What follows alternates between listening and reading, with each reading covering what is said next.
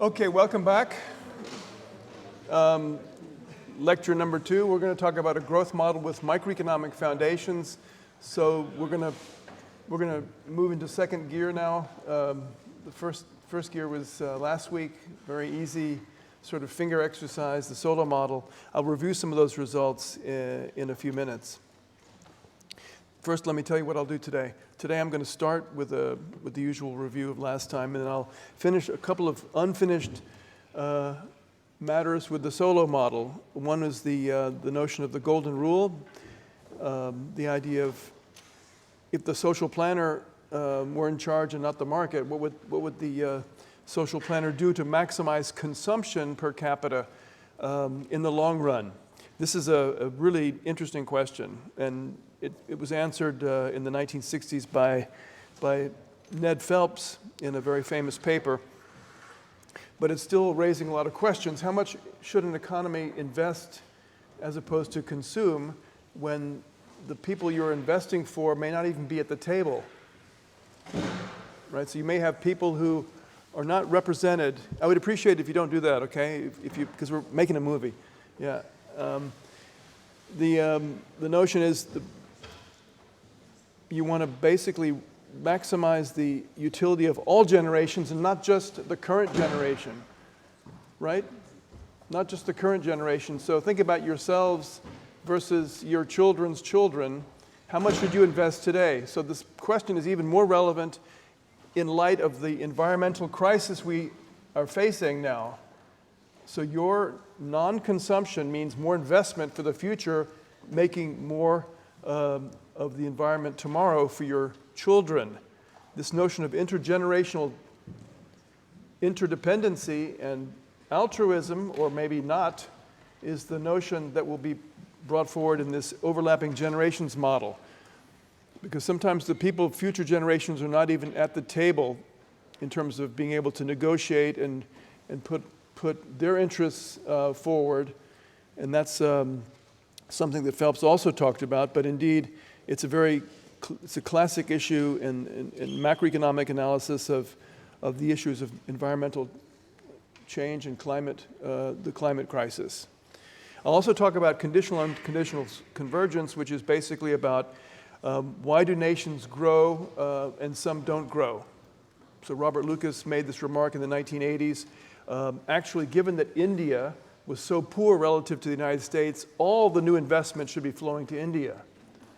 Americans should be, and Germans should be lined up to invest in India, and China for that matter in the 1980s, because the marginal product of capital was so high. Well, it turns out that that's just a very small aspect of why countries grow or don't grow. If they had the same production function, you could make that logical conclusion.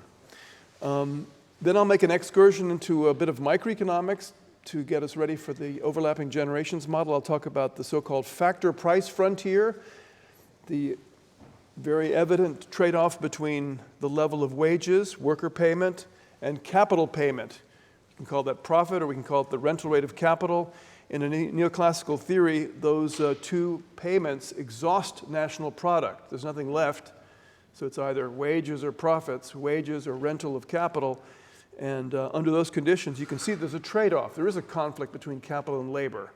So it's not just something that Karl Marx and the Marxists have a patent on. It's actually a very obvious conflict. Okay, at a given point in time, that has to be the case. And we'll talk about why that will feed into the theory of growth driven by overlapping generations. And I'll give you a brief history and overview of that.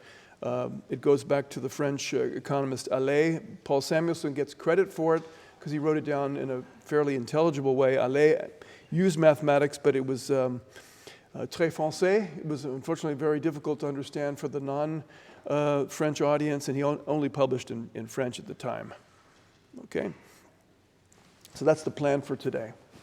Let me go quickly through the Solow model, because I think many of you may have been left in the dust. It's not a hard model to think about, but it's important to get that one down, because that's kind of the foundation for a lot of what we do and what we try to communicate to non-macroeconomists, okay, or to people who don't even know what economics is about. So we call it a finger exercise because it's talking about production, factors of production, labor and capital, and technological progress as a third factor that we don't really control or understand, but we want to learn about. And we know it takes time for Germany to increase its proficiency with the internet from 1995 to the date. It's not the same rate of change that we've seen in other Scandinavian countries, but it's still positive. So there is a rate of technological progress. Just remind you, we have a closed economy, so it's the world. We're not looking at Germany with Brazil, Germany dealing with China or the United States. It's really the world economy. So it's a way of getting our thinking on straight at the beginning. The production function has three arguments: capital, labor, L, capital K, and technical progress, or technical, or we call it technology. Okay?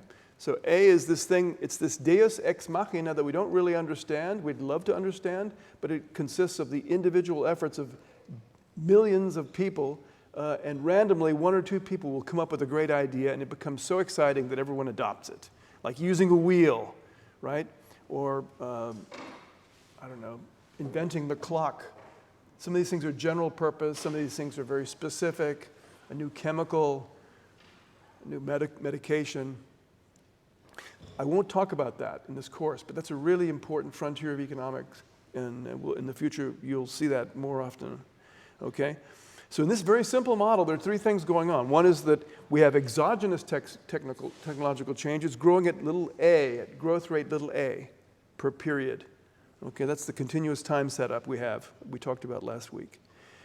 And just to make things easier, we're not going to model the evolution of the population, which is also economic. We know from economics and the work of Becker that very wealthy populations have fewer children. As populations get richer, they want to invest in the quality of their children and not in the quantity of the children. Okay, and you can get into a trap by having too many children at a too fast a rate. So we'll just assume that's exogenous as well. Just to focus on the most important thing, which is the accumulation of capital. And I mean physical capital, not financial capital. I'm talking about the ownership and the use of equipment to produce more equipment and goods for all of us. So that last equation is really the most important one. It's the Goldsmith equation, the evolution of capital in absolute time as a rate of change, dk dt. And we use k dot as a shorthand. Okay, you learned that all last week. And the evolution of the capital stock is a race between investment, gross investment, including the replacement investment just to stand still, less the depreciation of capital. Okay, so it's kind of a race already, and we know the race is intensified because there are more people coming online, and they need to be equipped with capital.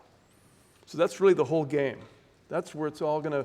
So countries that save enough to cover the increments to population and increments to technology will do better in the long run than countries that don't. The savings rate is the key factor, the key ingredient to well-being, to economic well-being. Okay?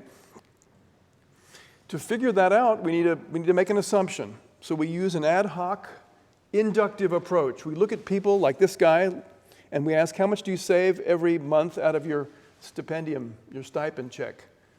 20%, 30%? Probably less, because you're young. Like 10, maybe 5 to 10%. Okay, so that's a good guess. It's his truth. It's my piece of data, and I've averaged that over all the people in the world, including a lot of old people who don't know what to spend their money on. You get a number in Germany like 25, 30%. So that's a savings rate, but there's no theory. Later on today, we'll do theory. We'll try to figure out what determines that savings rate. But right now, it's just S. But if I give you an S, you can put it into the Solow model, and you can generate all sorts of interesting results. And one of the most important ones is nations that save more, ceteris paribus, are richer per capita. What does ceteris paribus mean? People used to complain that I never told them what ceteris paribus is. It's Latin, and it's very important. Yes? All else equal. The economists do that all the time. I'm going to vary this little screw. I'm going to turn this little screw and see what happens. I'm going to keep everything else constant. That's called ceteris paribus. And if you can't do that, then people's going to say, what about this? What about this? What if we change this and this? They're not changing in my mind. In my mental experiment, I'm only changing one dial, one knob. I'm pushing one button. It's a mental experiment. So important. Ceteris paribus, all other things equal. And if you can't do that, then economics becomes gobbledygook, right? It becomes nonsense. And that's why the partial derivative in calculus is so useful. It's basically saying, what is the change in the thing of interest, the object of interest, changing one variable and holding all the others constant? One variable that's exogenous, that I can actually change purposefully and causally, okay? Solow model has this other aspect, which is just keeping up with ourselves. If we want to maintain a level of little k, we have to keep the growth rate of the numerator and the denominator in equality. Okay, so that line is a set of all possible outcomes that are consistent with the model standing still. Okay, so the intersection of those two curves is basically my answer. I just read it off the production function. When little k is constant, we call that a steady state. So this is it. This is a differential equation in little k. Little k evolves as a race between savings and the needs of the economy to stand still at some steady state. So when little k dot equals 0, the left-hand side and the right-hand side express the two needs of the economy, right? One is the absolute increment of gross capital coming from the savings function, and the other is the requirements of the economy just to stand still. So that equilibrium condition is basically the key of the Solow model, the steady state. And at that steady state, little y and little k are constant, but the underlying variables are growing, and they are growing, right? Little k and little y are constant, but big Y and big K are moving. Okay, their ratio is constant, which means that big Y and big K are growing at the same rate. So we have a constant capital output ratio, a constant capital coefficient, it's called, or capital productivity, if you flip it on its head. Okay? You following me? I'm just trying to review in words. I'm not doing anything yet. I'm going to ask you for questions if you have any. But at the same time, we can also say something about the standard of living in the economy. Even though little y is constant, remember, y is output per effective unit of labor, then labor is actually doing better than just 0. Its income is growing at the same rate as GDP is growing. And GDP per capita is growing at rate A. So the wage payment per worker is growing at rate A. Okay, so this model has this wonderful constancy of a lot of important variables, and it turns out that we see that in the data. We see secular growth in Germany and the United States, and Japan, and China in Y over L, but we see that K over Y is relatively stable. It's not booming away, it's not growing or going to 0, it's actually relatively stable. So this is what drove Harrod and Domar and people like Robert Solow to think hard about this type of model. We need some sort of grounding in neoclassical economics that would give us these kind of results, and they did that. Still, it's a bit disappointing, okay? Because long-run growth is exogenous. We've kind of assumed it. But we've understood that part of that, the accompanying music is capital formation. Economies need to save to construct the buildings and the factories and buy the trucks and the cars and the cranes that help us make GDP, and the computers, of course. Right? So it's all kind of it's like an orchestra of economic growth. This is the picture that you should know how to use. This picture can be modified even in a world where there is environmental damage. Okay? And I refer to a paper. I'm not going to teach that paper in this course, but we can think of this in a world where we have to actually remove CO2 from the activities that are created by the production of Y. And the same results go through. Not surprisingly, because if you think about it, we need to grow to be able to pay for the offset of the increased mess we're making. So it is possible. But it means, in the end, that the binding rate of economic growth is the growth of the technology that helps us ameliorate the environmental damage. Okay? And I'm not going to prove that here, but if you want, I can send you the paper. But again, it's just kind of proof that the Solow model is really robust. It can be robustified to many, many things. You can add health concerns, longevity, but still not going to show us why people save. So we're going to spend more time today talking about why people save and motivate the next generation, the overlapping generation model. Any questions about this picture? The model allows us to ask questions. It allows us to ask comparative statics questions. What happens if I change one parameter? The most important parameter of this model is the savings rate, because if you don't save, you're not going to go very far in this world. So countries that save a lot will have higher GDP per capita in the long run. They may be growing at the same rate of technical progress as other rich countries, but the standard of living in high-income countries must be correlated with the amount of savings they're doing. So Greg Mankiw, the famous macroeconomist, one of my professors at Harvard, wrote a paper on this that showed this for a whole bunch of countries, not just for the rich OECD countries.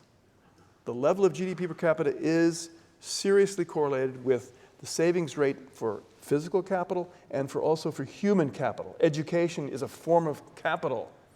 Your knowledge doesn't disappear after you learn it. Hopefully you'll retain some of it and use it later. And people's training and training programs doesn't dissipate in the next year. So that's a form of capital that also, in a broadened sense, does matter for economic well-being. I'd like to talk about this comparative statics briefly, because this is a great exam question. It's also something you'd like to be able to understand.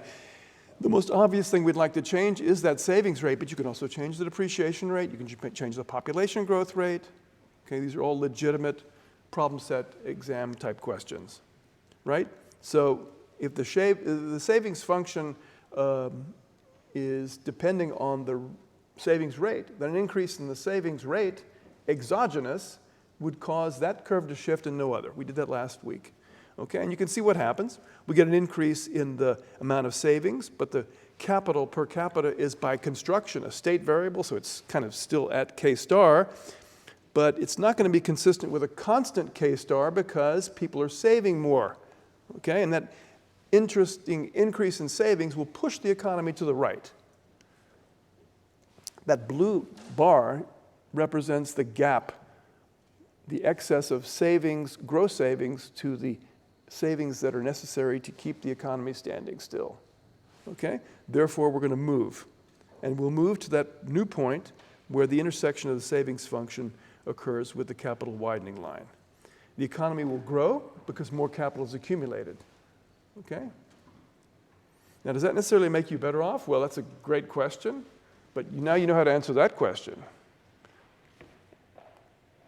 You could do other examples of comparative statics. This is an important reference for you, okay? We can also change the rate of technical progress, technical change, Herod-neutral technical change. Why is it Herod-neutral? Does anybody know? What does Herod have to do with this, the great British economist? Anybody? Well, there are three ways to classify technical change. If you look at that production function, one is labor augmenting, makes labor more powerful and productive. So it's like you spend a lot of time on the internet, you learn how to use the internet, learning by doing anything. There's also capital augmenting technical progress. It doesn't occur like labor augmenting technical progress empirically, but it does occur occasionally. Airbnb is a great example. You have an apartment, you're not there this week, you can rent it to somebody. The apartment is generating GDP, right? Now that can't go on forever because eventually there are too many people in your apartment. So, or you can do car sharing. That's called Solow neutral technical progress. I won't write down the formalities, but you can imagine the constant A is now moved to the argument K. Okay, and there's the last type of technical progress is called Hicks neutral technical progress. It's an absolute multiplication, a multiplier on the production function, so moving A outside. We call this total factor productivity sometimes, okay? Because it just shifts the production function without any bias towards capital or labor, right? So that's the three-way classification of technical or technological change. We only deal with Herod neutral in this model because it is the one that's most empirically supported by the data, right? Because workers have become more and more productive over time. The capital share of income hasn't changed, so it indicates that labor is actually getting the most of the technical progress in this world, okay? But again, the Solow model still has this weakness, which is it doesn't have any microfoundations. So you're at the start of the long trip, not the end, okay? But again, this is a useful model. I get goosebumps thinking about it. It's still limited by the lack of microfoundations because we've basically made up a savings rate. I just say it's S, you know? And where does it come from? No clue. Robert Solow didn't even try to justify it, right? Because he knew that people standing on his shoulders would work on this. One of his students did. Yes?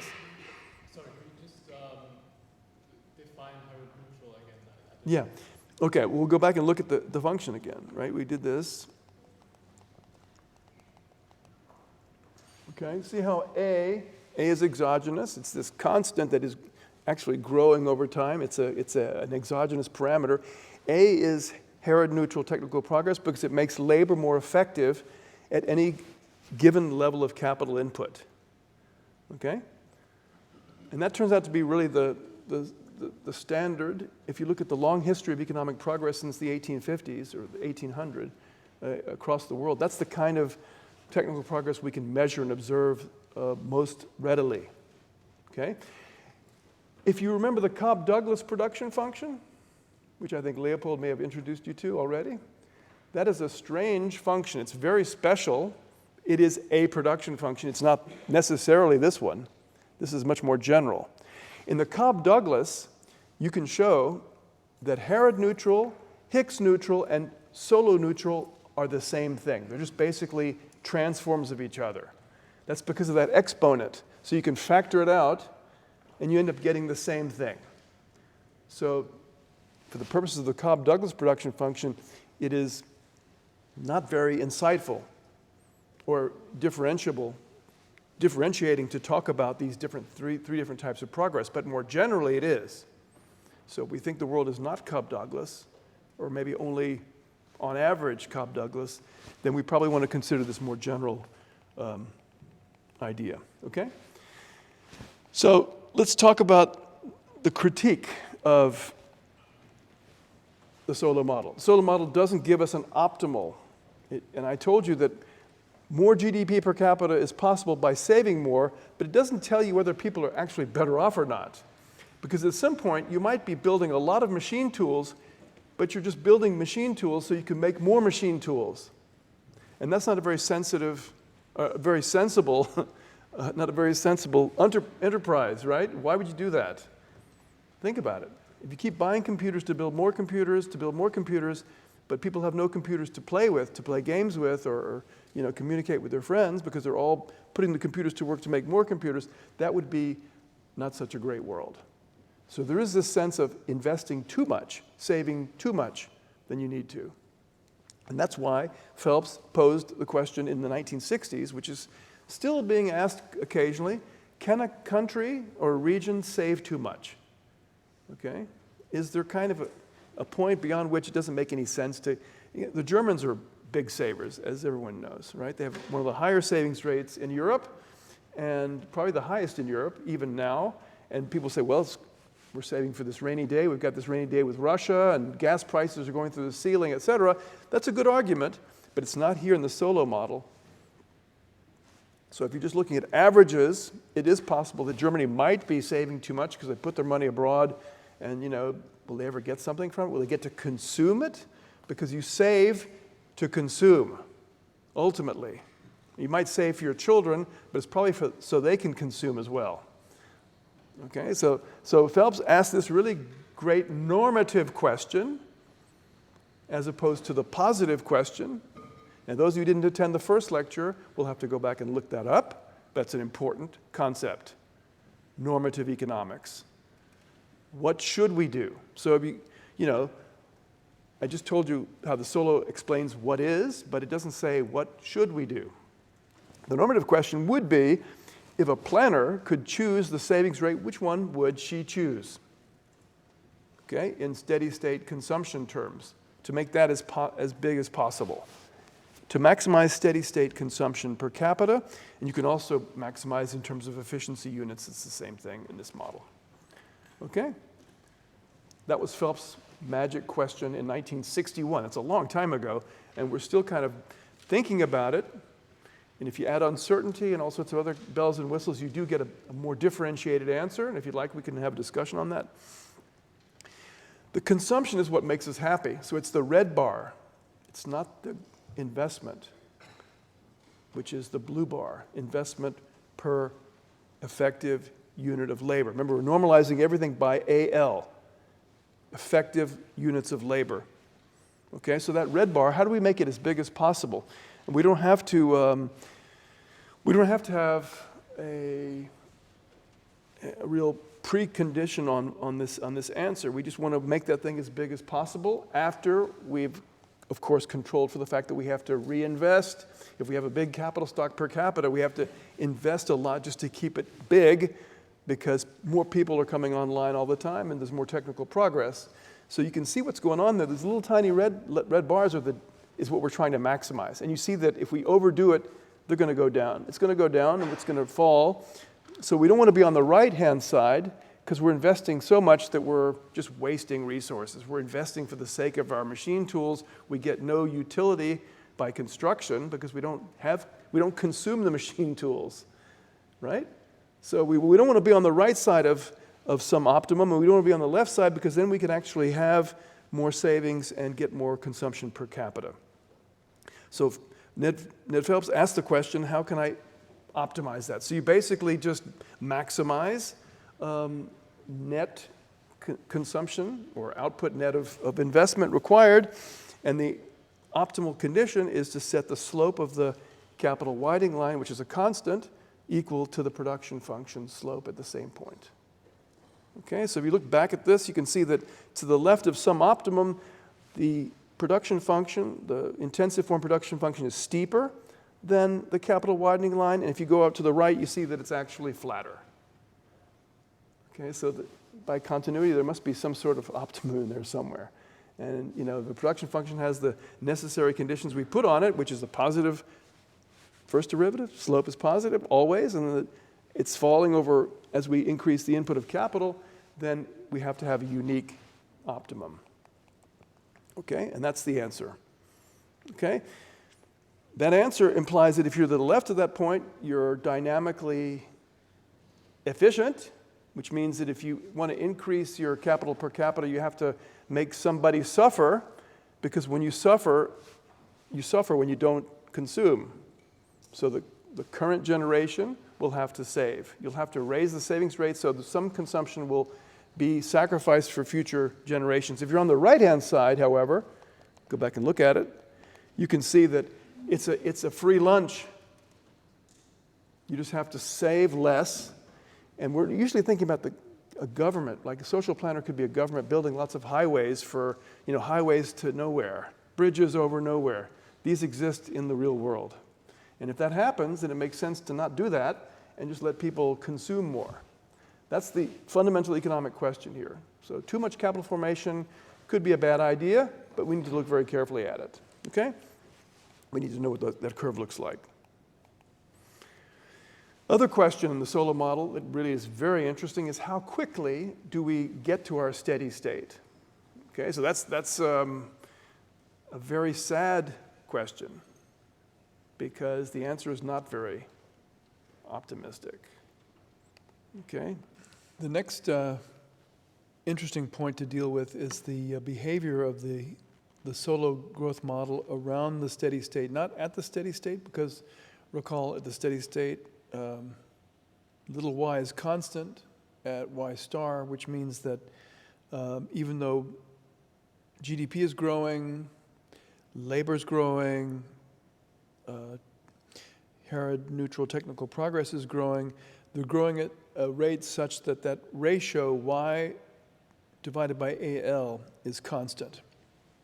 But if you're outside the steady state, you will not have the conditions that we see here. Output will no longer grow at the rate A plus N, and labor productivity will no longer grow at the rate A. In fact, you'll have deviations. So even though we've described long-run growth and that it's exogenous, in the outside the steady state, we'll have some interesting action as well. Because many growth theorists are kind of disappointed by the fact that we have this Herod neutral technical progress, which kind of drives the whole show. So maybe that's not a satisfactory approach for a lot of people. Still, one has to remember that even if we're not in the steady state of the Solow model, because little y is changing, it means that GDP is growing at a rate that's different from that implied steady state growth rate, and little y is actually growing too. So it's easy to see that if yt is less than its steady state value, then yt will be rising, so GDP will be growing faster than the Herod neutral implied labor input in efficiency units. And if little y is higher than its steady state value, then little y will be falling, meaning that GDP growth is less than growth of the Herod neutral efficiency units of labor input. Okay, so it turns out this dependency is nonlinear, so it's impossible to state exactly, but effectively it's a function of the gap. So something we learn from these models is that when we're close to the steady state, the rate of growth of little y is going to depend on how far little y is from y star. Okay, so this is kind of what we call the convergence rule of basic growth theory. So it's basically saying if you take a Solow model seriously and look at small deviations of y from that steady state value of little y, you'll see that the rate of change of y, and this is rate of change in percent because dln of y dt is equal to the rate of change in percent, not in absolute terms. So it's equal to 1 over y times dy dt, and that's going to be a negative function of how far the economy is from its steady state. So when yt is below y star, negative times a negative means that little y will be growing faster than zero. It'll be growing positively, and if indeed yt is above y star, then the economy will be shrinking relative to its long-run steady-state growth rate. Okay, and it turns out that this approximation is really interesting because it depends on a lot of things that we know are in the Solow model. So you should probably try to remember this formula. This lambda has nothing to do with lambda Lagrange multiplier or anything like that. It's basically it's just a coefficient of convergence. Sometimes in some textbooks it's called beta, but beta is already used for other things. It's going to be a function of four things. It's going to be a function of sk, which is in the Solow model can be thought of as alternatively the elasticity of output with respect to capital. Okay, so that's a number like 0.3 or 0.4 in the Solow model. You can also think of it as the capital share, okay, because in a model with perfect competition and marginal products paid to factors, that's going to be the share of capital as well. That's a well-known fact, as you learned from Leopold already. It's also going to depend on A, which is the assumed rate of Herod neutral technical progress, number like 1% per year, or maybe 1.5% per year, and it's going to depend on the population growth rate. So the population growth rate is driving the labor input, and going to have the rate of depreciation mattering as well. So all three of those things will make growth more sensitive to the gap. So if you just plug in numbers, conventional numbers for those parameters, you're going to get a rate of convergence which is a bit high for the empirical experience. You can also calculate the exact speed of convergence using the capital accumulation relationship, because we know in continuous time, the capital stock is a race between the savings rate times output, which is the accumulation of new capital, minus the amount of capital the economy needs to save just to stand still, just to stay still. So that's the second term. So you can see that when little k dot stops growing, in the Solow diagram, we've reached a steady state, and it'll be at y star, k star, and y star, and that means that the amount of savings that is forthcoming at output, at which is using little k to produce, is going to be exactly equal to the amount of savings we need to replace the capital stock that's depreciated, delta, that's been thinned out because of population growth, that's n, and as well as the the Harrod-neutral technical progress, which is in some sense also diluted the capital input because it's increased the labor input through the Harrod efficiency term. Okay, so the intensive form of the production function says that if we know what k is doing, then we should know locally at least what y is doing. So if you just take the time derivative of little y as a function, which is a function of k, the intensive form production function, then it's going to be nothing but applying the chain rule. It's going to be the first derivative locally defined of the production function evaluated at k times k dot. And k dot we know from the capital accumulation equation above. So we can see that y is driven by this gap as well, but it's no longer going to be a constant because the world is changing. You know, k is getting bigger and bigger, and the marginal part of capital is declining. So the simple lambda rule that we had before is strictly speaking not true everywhere, but it's certainly not a bad approximation for small differences. Okay. So indeed, you know, we can calculate the exact speed, or we can just say, well, we're going to use this approximation, which just states the rate of change of y as a function of how far y is from its steady state value. So to obtain that result, we need to approximate the relationship around the vicinity of the steady state. So if you think of the Solow diagram, think of that intersection of the savings function with the capital widening line, and that intersection implies a y star. Then if y is around y star, that means basically y is converging to y star at some rate, and you can actually use an implicit function argument to make that expression. If you want to learn more about that, you can look in the appendix that's online. It's a rather detailed derivation, but it involves nothing more than a first-order Taylor approximation of the behavior of the economy around that steady state. Okay? So that first-order Taylor approximation looks just like this. Now, basically, we know already to some extent what a lot of these things are, because we kind of know that the elasticity of output with respect to capital is going to involve the first derivative of the intensive form production function, as well as a capital stock, as well as output at the steady state. So the math is very, very enlightening in this case. Okay, and if I massage it just one more time, I get exactly the lambda that I was looking for. Okay? So again, this is just to show you that a little calculus goes a long way. Little algebra, little calculus. Because that last equation says that I can take this to the data and see how well this actually works. And this is where economists start to sweat bullets. Because it doesn't work. It doesn't work for poor countries. Okay? It doesn't work for poor countries.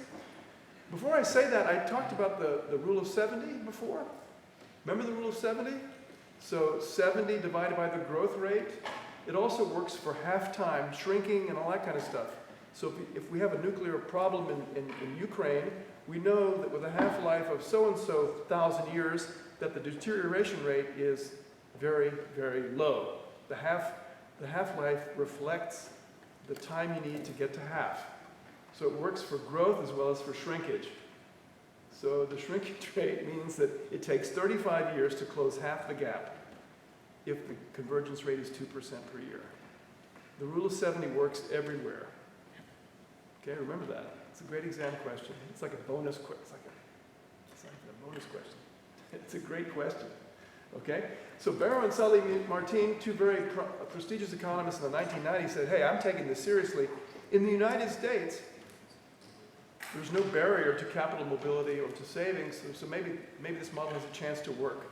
So they looked at individual US states and they found that US states are converging to each other, but at a very slow rate, about 2% per year.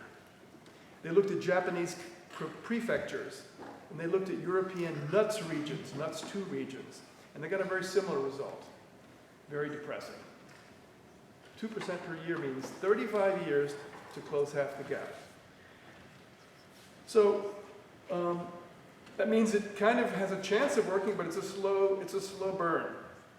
It's a slow burn in the OECD countries. Look at that. It is true that Portugal, Spain, Greece have grown faster on average since 1960, and countries like Germany and the United States have grown less rapidly than average. That looks like a negatively sloped relationship, but there are some outliers. You might say, well, that's still not very good. If you think that's bad, look at the entire set of countries. This is all the IMF countries. There's no relationship. Okay, so Solow, in its unrefined form, does not do well. Okay, but it does okay. I mean, I consider this a success, and I sell this in my textbook as a success, but it's not an unbridled success. Somebody had a question? Yeah. I was just wondering if the rate of convergence is faster in the beginning. Wouldn't it make sense to set the savings rate purposefully higher than it should be, and then set it back so you abuse the higher rate of convergence in the beginning? Okay, so when you said should, that becomes a normative question. So you're asking about the optimal plan or the appropriately optimal plan, and we haven't gotten there yet. That's a different problem. We'll deal with that like in 2-3 weeks. The Solow model is really just asking, if I give you the S, tell me what the convergence rate is. And this would say that, you know, if all the countries have the same S and the same N and the same delta, they should be kind of on this line. A line, not a shotgun blast. And if you read the Barrow-Sully-Martin paper, they actually show the US looks like a straight line. It's quite remarkable. Okay, the US states do hug that line over 150 years. So it's pretty amazing, actually. But again, that's averaging out California boom, Colorado bust, Massachusetts boom, Massachusetts bust, things like that. Yes? Why does lambda have a negative sign? It should be positive. Yeah. I mean, it's defined, it's a function of the gap, and the gap is defined as a negative, so the gap shrinks, and it's defined as... The gap is negative. Yeah, right. So I hope this slide is right. I've been teaching this for many years. In any case, it does imply deceleration as you move from below. Okay? So how do we save Solow? There is a way to do this. You just have to assume the countries that are doing badly have a different production function. And a lot of you say, well, that's obvious, Burda. That's obvious. Well, if you're like a stringent theorist or an economist who wants to do this as simply as possible, the first instance would be just to assume that countries have the same production function. If you do assume that, you're going to dig a huge hole. So the way to save Solow, and this is what Mankiw and his co-authors did in his famous paper in 1992, is they just say that it's possible that countries have other things that affect the height of the production function. So if you have bad government, if you have rapacious, opportunistic tax authorities, if you have lousy legislators, if you have corrupt administrators, if you have bad weather, all these things can affect the position of the production function. If you're close to the equator, it's very difficult to have a high GDP per capita because it's hot, and air conditioning is expensive. These are kind of obvious things, but again, we don't have air conditioning in the production function. See? So if you do, it might be the case that a poor country just has a bad set of cards dealt to it at the beginning. Okay, if that's the case, then it will still converge according to Solow, given the same savings rate and the same depreciation rate, the same population growth rate, but it will converge to a different GDP per capita. And we haven't put education in the production function. It could well be that educating your population appropriately makes you have a higher production function. Having a nice infrastructure, having good highways, having a great healthcare system can make you more productive. Okay, so as you expand your horizons, you realize the Solow model is probably more powerful than we're willing to admit just looking at the previous figures. Okay, so let's be fair. That's what I promised you last week. I said we're going to put down a theory and then we're going to put hard questions to it and see if we can answer them. And I've shown you that Solow does pretty well, but it's not perfect, and we need to have a modification like this to go all the way. And then, of course, it begs the question, what explains that high level? Why did Honduras not do as well as South Korea did in the last 70 years? Okay, that's the magic question. Then we talk about governance.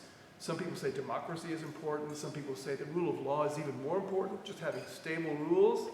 Some people would say that healthy population, well-educated population, less inequality, less ethnic strife.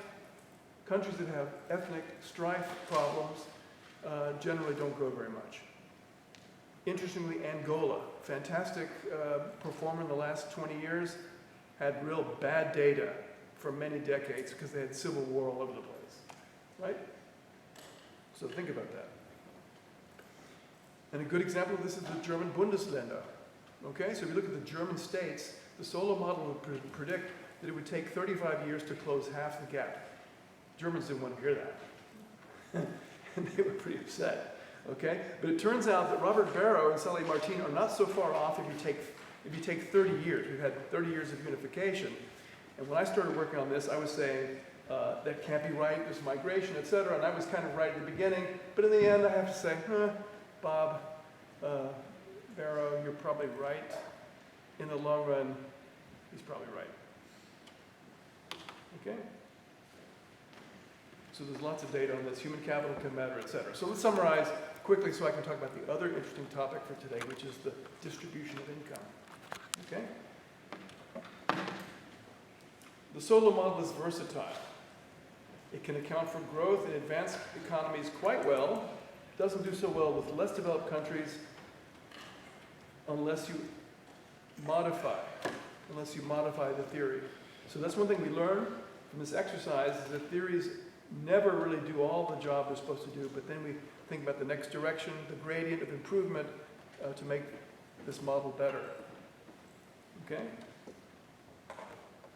One of the limitations is that we don't explain why different countries have different savings rates. That's another way of explaining differences in levels of GDP. So if the Germans save more than the US Americans, we'd expect that GDP per capita in Germany should be higher. But that's, again, asking us to control for a lot of other things, like how many hours per day do Germans work versus Americans? Americans work more. It's going to offset because it is a fact that US GDP per capita is still higher than Germany on every metric. It's lower than Sweden. Sweden has a huge government. They tax a lot. So it can't just be taxes, right? Maybe it's because the Swedish women work more than American women. I don't know. These are the things we have to look at very carefully. But the Solow model gives us the marching directions for the next step. So we need to modify that theory. Okay, that's great. I've shown you how a model can work, how it gets put together, and how it can be falsified. So now we're going to push in the direction of explaining the savings rate. Right? Now to do this, we need to have a reason to save. And we didn't even talk about people in the Solow model. It's really like a machine, right? It's like when there's no people. There's capita running around these people, but we didn't really say what they're deciding. They're not deciding anything. They're just there. And maybe we should think hard about that. To do that, we have to differentiate between the ownership of capital and working for the capital, or working for the owners of the capital. And that's what's called capitalism. So at this very moment, I'm moving away from a planned economy or any old economy. It could be, I mean, the Solow model describes any economy. But now I'm going to talk about a capitalist economy. So we have capital and we have labor. And I haven't told you who owns the capital. Maybe the laborers own the capital. You can imagine an economy where we all own stock in the stock market. We all own ETFs. So we all kind of help own the economy. We earn on the capital. But to keep things simple, I'm just going to assume that it doesn't matter. We're not going to discuss the distribution of capital ownership among the people of the economy. We're going to assume that everyone has a piece of the action and just see how far we can get.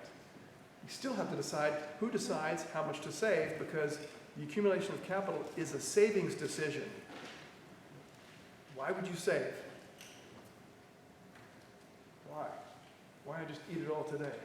Party, party, party hardy. Anybody? To smooth consumption? Over lifetime. Over your lifetime, that's the question, that's the answer I was looking for. But you could also say to smooth it over like next year when you're going to be unemployed, or when you're going to take a long vacation. Okay? In some sense, we want to smooth consumption, and here it's going to be over the entire lifetime. And there's this notion that if we don't consume, it's not great, and it's actually really painful. If we have nothing to eat, it's really painful. We want to avoid those states of the world. And this is a model without uncertainty. So it's logical that if I can anticipate not having anything to eat in the future, I'm going to try to bring resources into the second period. Conversely, if I know that I'm going to have lots of income in the second period, I might borrow to finance consumption today. That's why people buy apartments on credit, because they have a decent job and they know that they would like to have an apartment now and own it now and live in it now, as opposed to saving up money and then buying it when they're 50 years old. Makes sense. You've got to find someone who will lend it to you, and there's no sin in doing that. It's done all the time, even in Germany, where people generally not so positive about credit and borrowing, but it's done here too. It's not that unusual. Yeah. So now, throughout COVID, we saw a huge rise in savings throughout the world, and are we now then expecting that people are going to start eating into those savings, or are they going to... I think that's definitely possible, depending on how COVID evolves. But one of the reasons people saved a lot is because they were given money by the government and they didn't want to spend it, right? Because they wanted to save it. So there's a motivation to save, depends on your income, and the savings rate would depend on your behavior given your income. And then you just divide the savings you choose today divided by the income. And those can move, numerator and denominator can move in different ways. So one of the reasons the savings rate went up is because Y went down. People had low income, maybe they were on short time working, and they were getting this, maybe even getting a benefit from the government. So if you save the same fraction of that you would have saved before, it's still more because you're earning less, right? So doing that properly means we have to think about the economics, why people save. So we're going to do that. We're going to talk about the distribution of income between capital and labor before we start talking about other aspects which are very important. For example, the distribution of income among laborers. Some people have skills, some people don't. Some people are productive, some people aren't. And then some people own a lot of capital and some people don't own any capital. That's called the personal distribution of income, or the household distribution of income. This is the functional distribution of income. So to start, we're going to use the classic baseline neoclassical theory of remuneration of factors. And that's very easy. Factors get what? They get something related to their productivity. They get their marginal product, not the average product. They get the marginal product. It's microeconomics 1. Because it's the margin that matters. Now, of course, you may say, well, that's not fair. Maybe we should do it on an average product basis. There are a lot of people who try to do that. So trade unions might try to make workers' wages more closely related to the average product. But if you do that too much, there's no product left for capital. So in a sense, it's a conflict that Karl Marx talked about and that I talk about, other people who are reasonable talk about, capital and labor at loggerheads with each other. And there's some complementarity. If I don't have capital, I'm not productive. If I'm a laborer, I don't have any machines to work with, I'm not productive. If I'm a capital owner, I don't have any workers, I'm not very productive. So they're complementary, but again, if I pay labor more, I'm going to have to pay capital less. Ceteris paribus. See? So there are lots of other theories of inequality. This is one dimension of inequality. It's called the functional distribution of income. How much does capital get? How much does labor get? So we're going to use neoclassical theory to give us a first cut. And if you like this stuff, come talk to me at the end of the semester and I can point you in very interesting directions.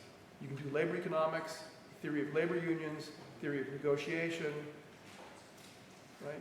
There are all sorts of things you can do. The theory of monopsony. So firms may have too much power and they press down wages, like Walmart does, like Google does for their programmers. Okay, so that's a deviation from the benchmark. We'll start set A equals to 1, so it's a very simple production function. It's basically we can produce output with capital and labor, and let's just see what we can do. The question is simply, what are the possibilities for a firm that's basically trying to minimize its costs under constant returns to scale and perfect competition in the factor market? So the firm can't affect the wage by holding back and pushing down the wage, or increase the wage by demanding more. The firm will just maximize profits and set the marginal product of labor equal to the wage in the market, and it will basically receive as remuneration for its capital the marginal product of capital less depreciation. Now if I set depreciation equal to 0, it's just about the marginal product of capital. So it's easy. And I'm doing this for you. Okay? It's great that so many people came today. I'm honored. Usually this course loses popularity quickly, but I have a feeling it's a required course. So much choice. Still, you should come and make me happy, okay? So, you know, the neoclassical theory of remuneration says that factor payments are equal to marginal product. If the firm maximizes profits, if it's not paying workers the marginal product, if the marginal product's too high, then they'll say, well, I think I'll hire some more of that factor. And the marginal product goes down, be it capital or labor.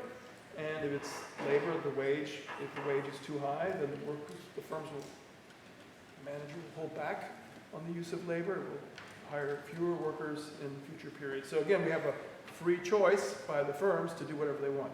So if you use our language that we have from the Solow model, this means that the marginal product of capital, and again, we're going to do this in per capita terms because that's what the neoclassical theory gives us. It gives us constant returns to scale. The marginal product only depends on the ratio of capital to labor. It doesn't depend on the absolute input of capital. Homogeneity of degree 1 in the production function implies homogeneity of degree 0 in the first derivatives. Okay? That's called Euler's theorem. And this is very important. Okay, so these two equations are, and that, I could write down the maximization problem. You always get this result for firms that are hiring freely, and firms are hiring capital.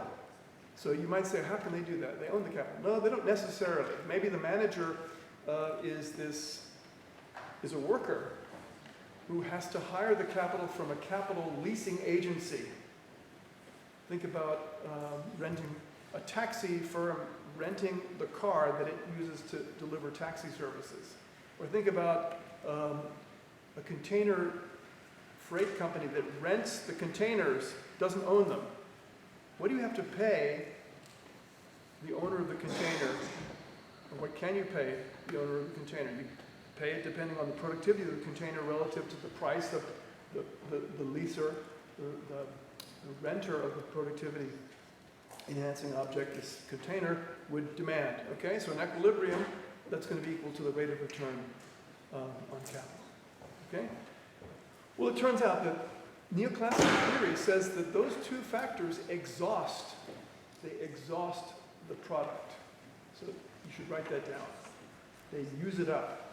There's nothing left over. There are no excess profits in this model. And you might say that's a tautology. Well, it could be a tautology. If you pay labor, what's left over goes to capital. But in the neoclassical theory, it is exactly what the marginal product of capital is. There are no excess profits if you have constant returns to scale. Okay, and it's going to require a little bit of mental gymnastics on your part, but once you get this, you go, well, that's an aha moment. Okay, and I'm going to show you. This is a contentious relationship, only because people don't get it. It's a mathematical outcome. If I assume constant returns to scale, this necessarily follows. Okay? It's contentious means we fight about it, but we fight about it in the parliament, not in the classroom. Okay? David Ricardo actually had this idea. David Ricardo was not a neoclassical economist. Okay? He was really interested in trade and comparative advantage, and he thought that everything was linear and didn't really have a view on capital, really. But he said basically, he knew there was profits out there. And if profits is whatever the laborers don't get, it must be capital. And he wrote, the greater the portion of the result of labor that the laborer gets, the smaller must be the rate of profit. So all I'm going to do is show you how the neoclassical theory of remuneration, of payment, actually implies that. It implies a negative relationship between the wage and the rate of return on capital. This is called the factor price frontier. Factor price frontier. Combinations of the payment to labor and capital that are consistent with a production function that I write down. Okay? And imposing competitive payment of factors in the factor markets. Okay, it's going to look like this. So this is a useful diagram for you to write down. This looks like, those of you who've taken trade theory, this is something like an ISO cost curve. Okay, it's an ISO cost curve when the price of the output is equal to 1. Just a way of sharing output in a competitive factor market situation for both factors. I'm going to derive this in a second, but you should just stare at it a little bit. You see it has a negative slope everywhere. The slope is continuously changing as I move down the curve. It's getting flatter. Okay, so it's not constant. The rate of change, the rate of trade-off between the wage and the rate of return on capital is changing, and it's getting more disadvantageous for capital the more capital we put into the soup. How do I know that? Well, if you increase the capital intensity, you're going to make labor more productive. That's just the logical sort of consequence of the theory we assume. So if the capitalist substitutes away from labor, it's going to actually make labor more productive, and the wage will be higher. So increasing capital intensity means we're moving up the curve. And making capital less labor intensive, hiring more workers, means we're moving down the curve. So the slope of the curve actually is a very interesting statistic. Does anybody know what it is?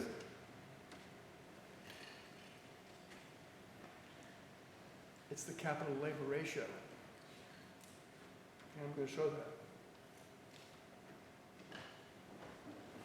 The mathematical derivation shows that to us. Okay, so basically we have constant returns to scale.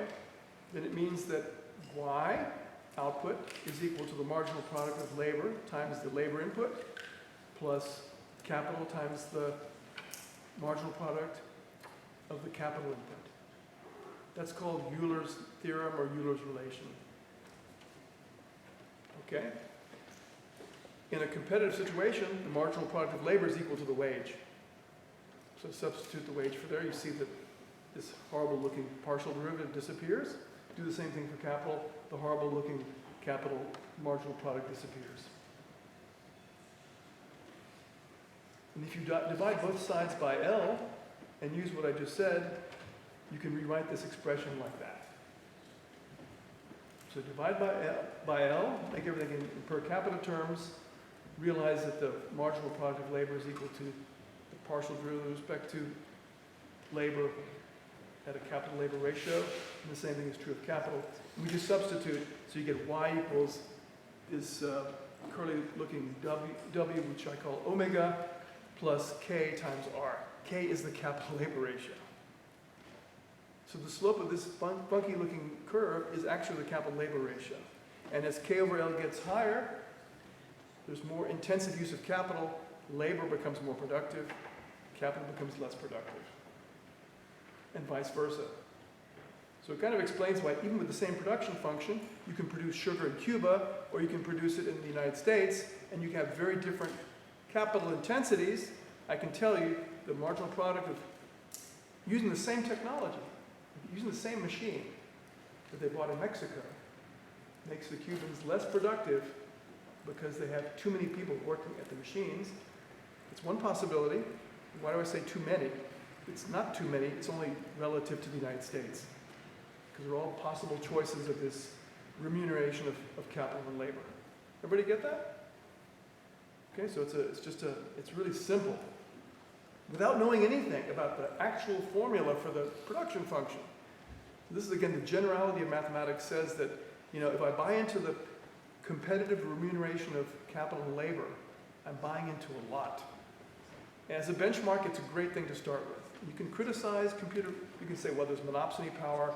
There's monopsony power for capital and labor, but that doesn't really change the tendency. You still have to produce something with the production function. And the production function is the basic ingredient of the factor price frontier. The slope of this factor price frontier can be derived using implicit differentiation. So you just differentiate omega with respect to R. And K is a function of R. And that just, you can see these three terms, just two of them evaporate. They cancel each other, and all that's left is minus K. Okay, so it's a great thing to have in your toolkit for thinking about economics. Okay? Therefore, we can play with this, right? We see that the slope is minus K. And again, this is here's a little bit of a math exposition for you, in case you're interested. I don't need A equals 1. A can be constant, it can be something else, and it can even change over time.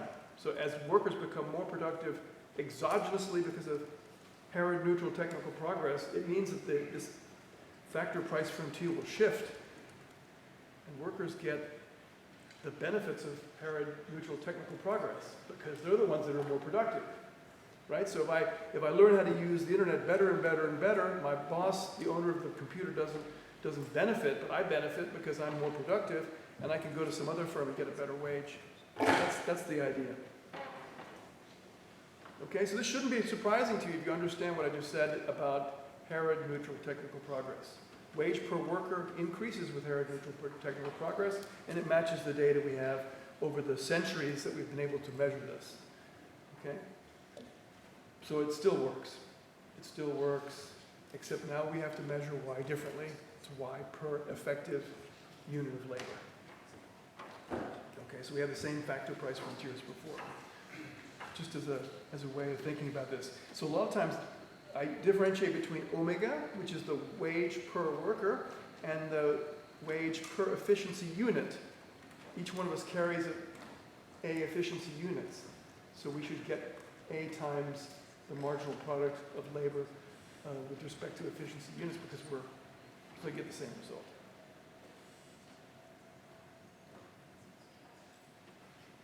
So I'm going to use that to think about this extension to the model. I have to move a little bit faster because we have this situation where people are getting more productive over time and they're still interested in saving, and we'll probably take it a little bit slowly first, but I just want to get you involved in this idea. People anticipate that they're going to be more productive over the decades. So that may also affect their savings and consumption behavior. Okay, so therefore, the incentive to save, we think, is the interest rate, and the interest rate is the marginal product of capital. As this changes over time, the incentive to save and to save will change. So the reason I spent these 5 minutes talking about the factor price frontier is because that's going to be one of the inputs to understanding overlapping generations. Okay, so as we save more, we may affect the return to savings, It may be less attractive. There may be some natural break on the process. Okay, so again, I can go through different shifts in the slope. What I just said before, for a given state of technology, the capital labor ratio will determine the incentive to save. In countries where the capital labor ratio is low, the rate of return on capital will be high, and therefore, intuitively, that will affect the savings decision as well. But we haven't discussed how that happens. I just talked about the effect of technical progress shifting this curve outward. So now let's talk about the generations. So you're all young people. I'm not so young. We have also a conflict. My inherent selfish interests in taking care of the environment are different from yours. Now, because I do care about the environment, I have a preference for doing more for the environment, but that doesn't deny the fact that inherently we have a conflict. Right? You're more interested because you're going to have longer to enjoy or not enjoy. That also applies to the investment decision. Okay, so if you're young, you're going to think about savings. When you're older, you're thinking about, well, what am I going to do with my savings? And maybe I have some offspring I'd like to give it to, but that's not necessarily the primary motivation. Okay, so that's going to make it interesting for us now. Okay, so there's a brief history. Allais thought of this in 1947. Paul Samuelson picked up on it 12 years later, 11 years later. There's a lot of discussion. Americans tend to get credit for a lot of things. Sometimes it's fair and sometimes it's not. Did Henry Ford invent the car? No. He did a good job mass producing it. So I think one way to think about Paul Samuelson is he did a great job marketing this model. Paul Samuelson was one of the greatest economists of the 20th century, clearly. He brought mathematics to economics. This model is attractive because it isolates the conflict between generations. So Robert Solow used this model to think about, or other people have also used the OLG-Model to think about environment, concerns about the future, because young people and old people have different interests. It's also used to think about pension systems, the viability of environmental policy, and pollution in general. It's also a way of understanding money. Money is kind of a grease that makes it easy for us to conduct business with each other. But one of the most important businesses is older people and younger people communicating in an economic way. Okay, so young people have something to sell, their labor, and old people have something to buy, the consumption that the young people are producing. That's the idea. Okay? So we'll start with Diamond 1965. This is an old timer. It's a classic. It runs like a top. It's one way of understanding little s, and it's a way to get some traction on these bigger problems. A lot of my students take this model and write their master's thesis using it. Okay, I had one that did this for the environmental question just this past year. Okay, so I'm just going to give you the ingredients today. Tomorrow next week we'll do the details. So let's, again, model, axiomatic. We start from the basic assumptions, write them down, think about it. Does it make sense? Does it have to be realistic? Well, we have people, that's realistic. We have discrete time, that's realistic, because the measurements are discrete. So we won't use continuous time anymore for a while. We'll come back to it later. We'll start with this t equals 1, t equals 2, t equals 3. Problem is, people only live 2 periods, and the generations are overlapping. So at any point in time, only 2 generations are alive. So you can see that's really amazing. It's an amazing idea. You all have all sorts of exchange happening, but people in the future may not even be there and can't negotiate. So things that people do in the earlier years affect what happens in the later years. So we're going to assume that basically the families are basically they're a bit schizophrenic. They work in the first period and then they're capitalists in the second period. So this is already a way of quantifying or describing a conflict with respect to the functional distribution of income as well as the generational conflict. We're going to assume that utility, how much you benefit from consumption, is neoclassical. So More is better than less. And again, consumption can be health, it can be quality of the air. It doesn't have to be Mercedes-Benz. It doesn't have to be great, great food at the restaurant. But some basket of that, the consumption that we consume, we have utility which has a increasing marginal utility, and marginal utility is decreasing. So this gives us the incentive to smooth over time, because if we don't have much in the second period, the marginal utility of that something will be very high, and I'll be interested in pushing resources into the second period. However, if I earn all my money in the second period, like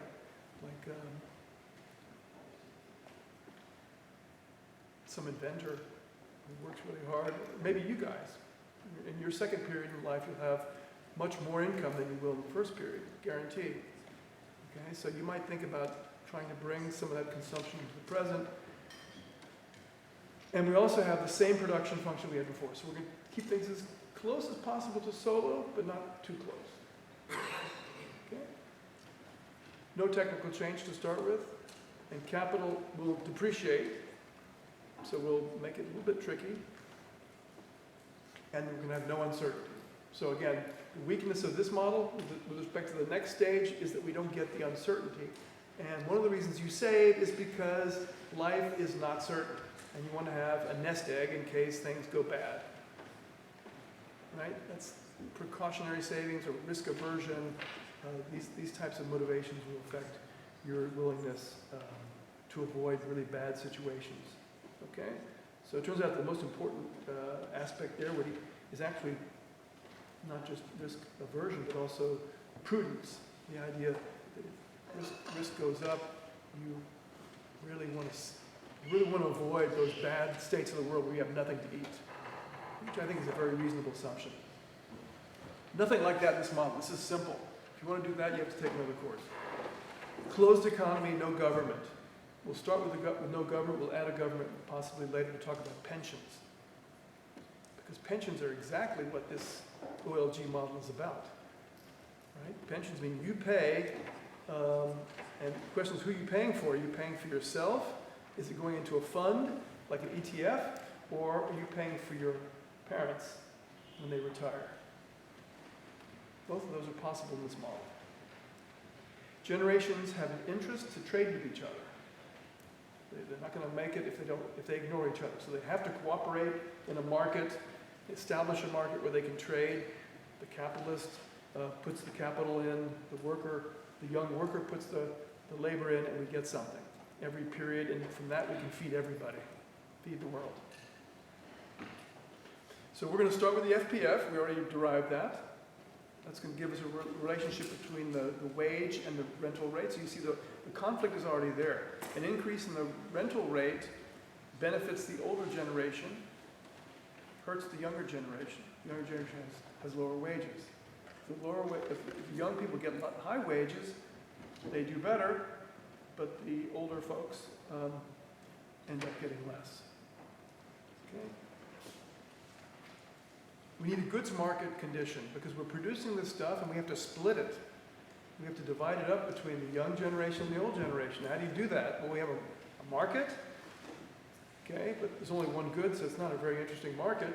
So you basically save for your first, from your first period income, and you consume that in the second period. Okay, so you can think literally of. You all become capitalists by buying your house, and then in the second period of your life, you sell the house to the next generation, or you lease it out to somebody and live from that income. Again, this is all abstraction. The idea is clear, right? The idea is evident. You live from the fruits of your savings in the second period.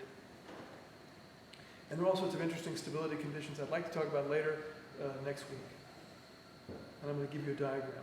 So here's the notation, and this slide will be available at the end of the lecture, so you can take a look at it. I'm going to use subscripts to talk about the time period and the generation we're describing. Because remember, every period there are two generations alive, so you really have to distinguish. So the first subscript is the generation, and the second is the time period. So C1T and C2T are the consumption of the young generation and the old generation in period T. And remember, GDP is generated in period T, so there's got to be a split between those two. If the young generation consumes more, the old guys consume less, and vice versa. Savings is the complement. The young people save. You don't save when you're old, and there are no bequests in this model. There's no gift to the next generation. You can put that in. Robert Barrow did that. So there are lots of bells and whistles you can add. We already defined the wage. That's what the young people who work earn. We're going to make this really easy. We're going to assume that the young people supply 1 unit of labor. They're not choosing how much they work. You can do that, it makes it more complicated. So we speak of exogenous labor supply. This kind of fits with the Solow model, right? So young people work exactly 1 unit, they get omega payment, and then in the second period, they don't get anything, but they save some of omega for the second period. Okay? And problem is some of the capital that was accumulated depreciates every period at rate delta. So that's the classic problem. You can buy the equipment, but after 1 period, delta's left. Okay, so it's life. This building, when I first came here, was a disaster because the 40, 50 years of GDR basically ran it to the ground. And World War II, of course. So there was not much left. And then the Deutsche Bank came, and some foundations came, Herr Kohne came, and they invested like 4 million D-marks in this building. And then we had the financial crisis, and the city of Berlin invested in this building. So that's why it looks so great. You know, we're very lucky to be here now. When I first started here, it was not so nice. Okay? So that's one of the things about depreciation is this natural process of things running, just evaporating if you don't take care of them. So you need to invest more, right? Define R, capital R is the gross rate of return paid on savings. And this includes the initial savings itself. So think of this as 1 plus little r. Because you're saving and you want to get the savings back. You don't want just the interest, you want the interest plus savings. The set you started with. And so we're going to use R as just a shortcut. So R t minus 1 minus t plus 1 minus 1 is the net rate of return. And think of beta as the discount factor. So my utility from the future gets brought into the present with multiplying it by beta. So 1 plus the private discount rate is the definition of beta. Like the impatience rate or something. Think of I'll define the central planner solution because the great thing about the Solow model, the diamond model, is that the market outcome is not optimal necessarily. There's no guarantee that your private decisions will match the first best for the economy. We might have too much savings, we might have too little savings. And that's why Diamond got he got the Nobel Prize for many reasons, but I think that's one reason he should have gotten the Nobel Prize, because it was a great way of making it very clear that you have this divergence. So, being, the Germans would say, marktgläubig, is not very useful. We need to expand our horizons. There are problems in a world where you have overlapping generations where the market does not always deliver the right outcome, right being socially optimal.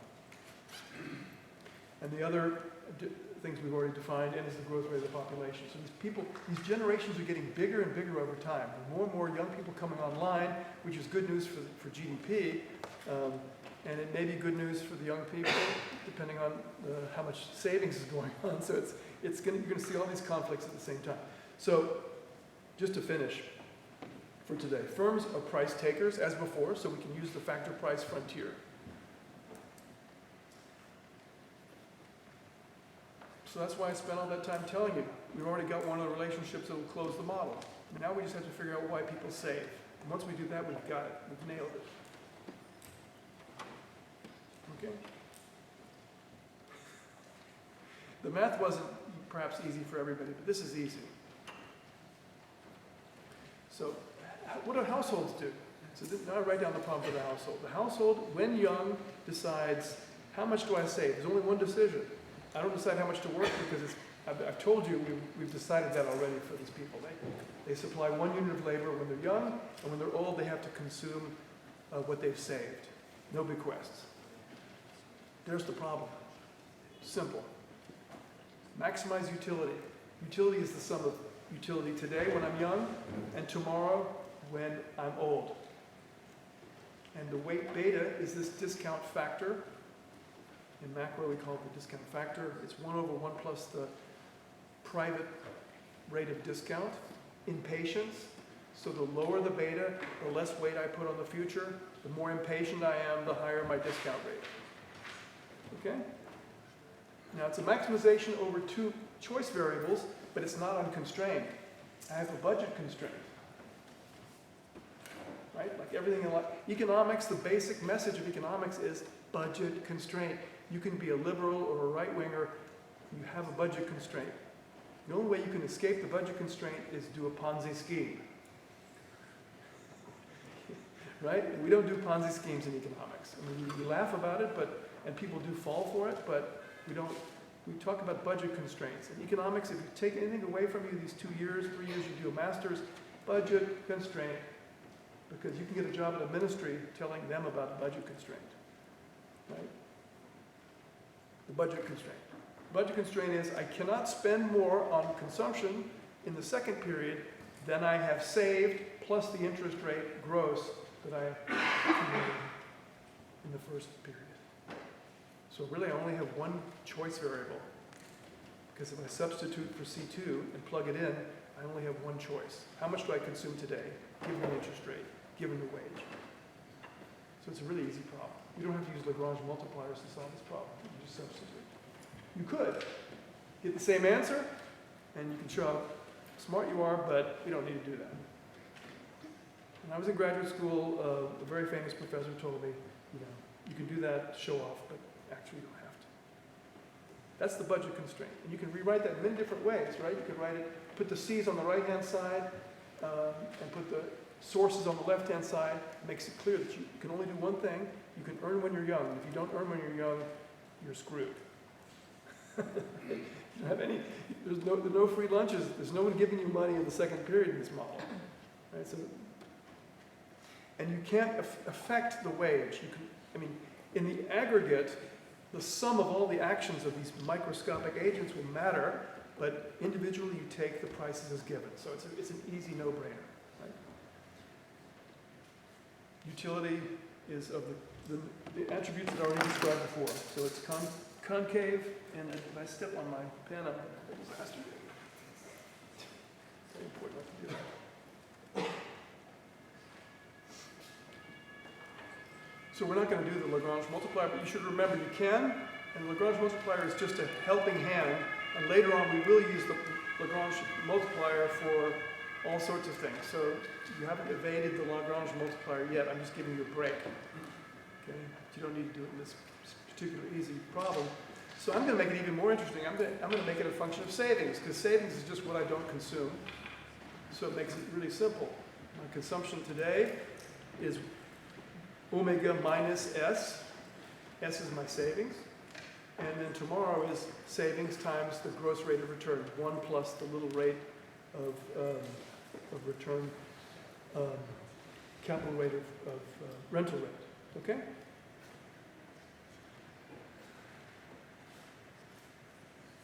Remember, this is a really simple problem. No uncertainty. It's a big loss for predictive power. And there are no bequest motives. I don't save extra so I can give my kids something so they treat me better. Or because I love them. We economists can't tell the difference. I'm saying that in a very sarcastic way, okay? The first order conditions, if you take the derivative of that optimize, that maximand that we're trying to maximize, is very simple. The marginal utility of consumption today is equal to the marginal utility of consumption tomorrow discounted to the present with beta, using beta. I can't do better than that. So I'm going to balance And the U is the same, the U function is the same, so the arguments will determine how much those marginal utilities are. But in fact, any concave function will predict that I want to smooth my consumption over time. That's why and then there's a lot of evidence for that. People don't like highly variable consumption.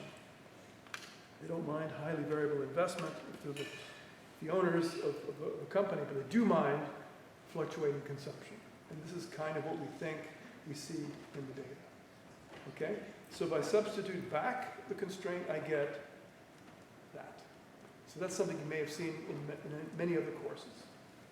You're indifferent between moving a little bit of consumption to the second period or pulling unit of consumption out of the first period because it doesn't make me better off. I've optimized. By definition, I have reached the hill top. And the gradient, changing savings, changing consumption doesn't affect my well-being. I've done the best I can. May not be very good, but it's the best I have. And the intuition I just said. Again, the adjustment for impatience means that, if beta were very close to 1, that I would really be literally indifferent between the value of moving that consumption, but maybe I'm impatient. The future utility I get may not be enough to make me really as happy. So I may downgrade the utility I get from putting consumption to the second period. This describes optimal behavior. So that first order condition implicitly defines a savings function. Right? Look at it carefully. Right?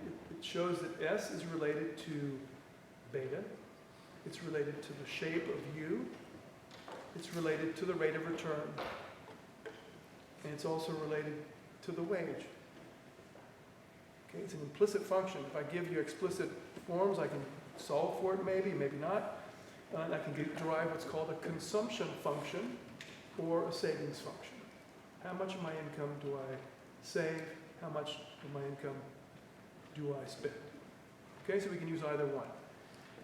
In this course, we will focus on the savings. We're interested in capital accumulation, so it kind of makes sense, but I could do the same thing with a consumption function. Later on in the course, we'll talk about the consumption function. Okay? So for our purposes, we can show, and I'll show next week, that if you raise the wage, you always raise savings. So you make people wealthier when they're young, they're going to save some, on average, as a predictive. On the other hand, and this is really news to many of you maybe many of you have seen it, the first derivative of savings function with respect to R is ambiguous. It may be more attractive to save, but the higher interest rate may make you feel richer today, and you may want to consume more today. So we have a substitution effect and an income effect that go in different directions. So this is an empirical question. And it turns out that if you use the Cobb-Douglas utility function, or a logarithmic utility function, you end up getting the result that the income and substitution effects cancel. So savings is a constant function of income. And therefore, we can justify what Solow assumed using theory. But it's a very special case. And I urge you not to take that special case too seriously. We have to have open minds, right? But this knife edge case, income and substitution effects cancel. That's kind of interesting, right? Interest rates go up. I want to save more for the future, but saving more for the future makes me richer, so I want to pull some of that richness to the present, and those two effects exactly cancel. Remember, remember, remember, remember. I didn't have a slide on this, so I hope you took notes. And we talked about conditional convergence. That's the news, that Solow can still survive in the tough world of the IMF data if it recognizes the production functions at different levels. And finally, the consumption or savings function. Have a great week. I look forward to seeing you next time.